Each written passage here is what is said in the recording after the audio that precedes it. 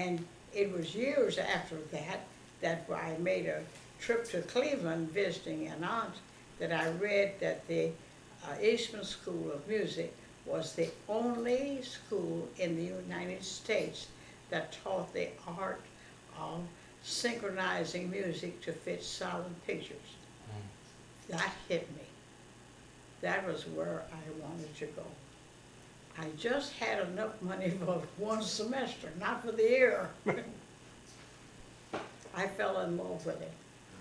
And so I went there to Eastman, and they were the only school, as I said, teaching this art. I was very thrilled to study with a very famous man, John Hammond. Oh, yes. He was the teacher. He was also the organist at the Eastman Theater. Now, the Eastman Theater at that time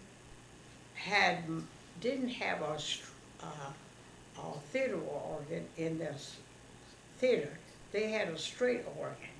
But over in the school, they had a Rosa Rio theater organ. It was very important that I studied both, because I felt that the better background I had in good music, the more it would make me a better theater organist, and I believe so. However, I fell in love with the theater organ, and we had classes there and so forth and so on. And I did so well that I was able to be the one to get a job out of the class, the first one, and that was at Syracuse, New York, at the System Theater. Can I ask you about what type of training they gave you in the class? Well, I guess, well, fundamentally, they made me study Bach. And I did straight music with Bach and good pedal work.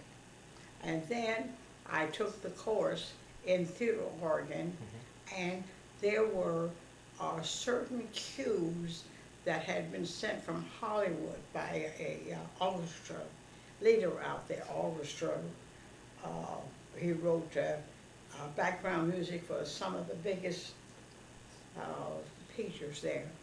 So we got cues from him first.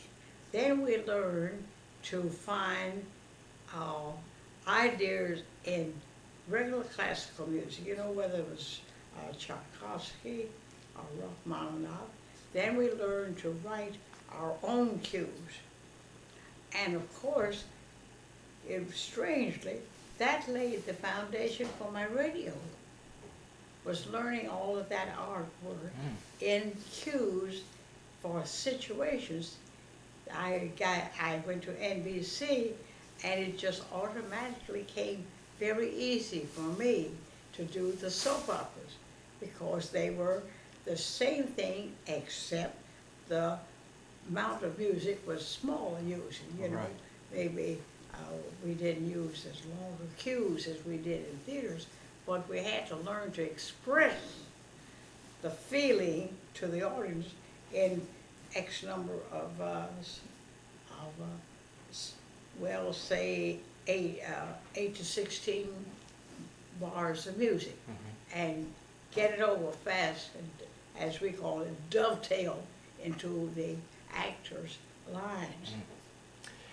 And that was my background that meant a lot to me in my NBC work.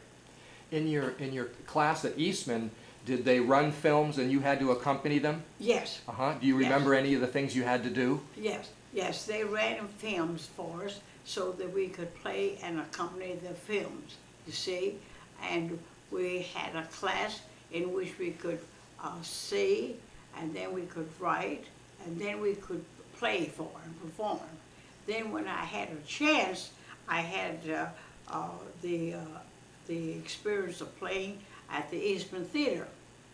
And when the pictures were on, I had a wonderful teacher, John Hammond. He was just a born teacher and born to that type of work. And there was a great fight on in this new art form.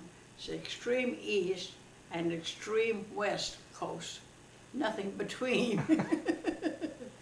and there were